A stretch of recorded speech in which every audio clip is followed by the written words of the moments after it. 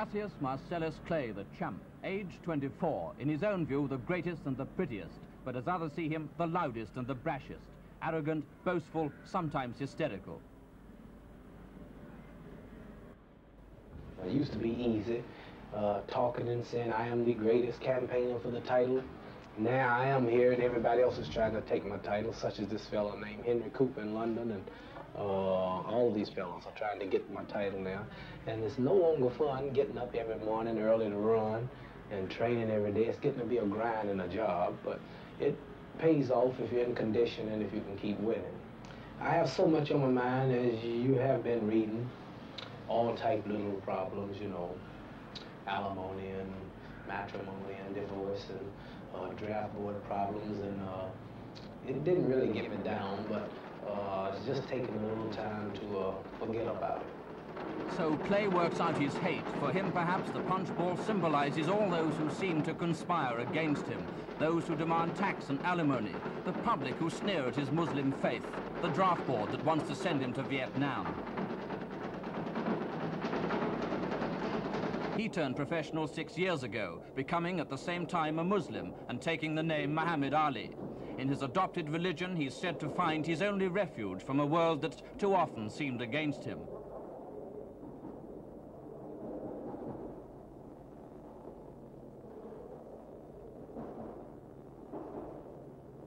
His father once told him, "You'll never be rich. Look at the color of your skin." But if he's fought for riches, he seems reluctant to fight for American beliefs in Vietnam. He wasn't even prepared to discuss why with Peter Woods. Well, I'm not saying nothing about that. I don't want to say nothing. It won't help me to say nothing, and it'll help me not to say nothing. So you're not prepared to discuss your feelings about the Vietnam War? But let's turn away from that subject, but more to the subject for which you're better known. A lot of people tend to think of you as being bombastic, the showman of boxing. How much of this is an act, and how much of it really is you? Well, all the talk, like for an example, the last time I fought Henry Cooper, I was saying that he must fall in round 5, and that's no jive. Little rhymes, I am the greatest, I am the king. The things that I was doing, they were only campaigning to the title.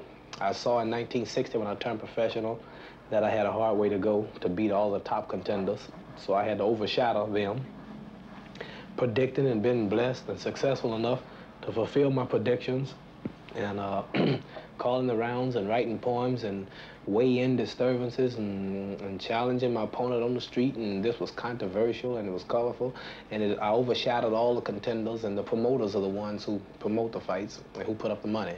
Well, I was a bigger draw than Eddie Machen at the time, than many top contenders, so this threw me right into the championship fight, and I won, but that was only campaigning. Like a mayor, a man running for some office, he walks the streets, he picks up babies, he shakes their hands, he campaigns. Then when the man is in office, it's hard seeing him. You need a necktie, or a suit, or an appointment. And he settles down to the job then? Right, so I'm in office now, I'm the heavyweight champion of the world, and I don't have to talk no more and say I'm the greatest, because people tell me I'm the greatest. How long do you expect to stay heavyweight champion? Well, I'll say this. I really believe this is not campaign talk, this is for real. I don't believe that the man to beat me haven't been born yet. I'll be champion. I can stay in the ring 10 more years, easy, I figure. His ranting and raving, his association with extremist Negroes, and his attitude to military service have all made him unpopular. He is hero now to few. Well, I'll tell Henry Cooper, if he's watching this show, to come to the fight and be ready to fight, because I'm coming to get you. I'm coming to London to get you. And after I'm through beating him, I think he'll have to join the Beatles and be a singer. Mohammed, thank you very much. You're welcome. I'm coming to get you, Henry. I don't like the way you knocked me down the last time. No man knocks me down and get away with it. So you be ready for it. You hear? Be ready, because I'm coming to get you. And you go home and tell him that. I'll do that. I'm not joking. Thank you very much indeed.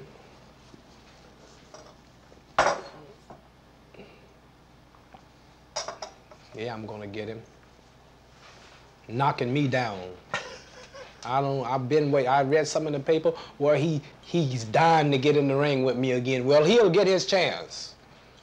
Can you imagine him dying to get in the ring with me? You used to predict the round before, when in your showman type days. Do you still do that? He'll be dying to get out of the ring with me, too.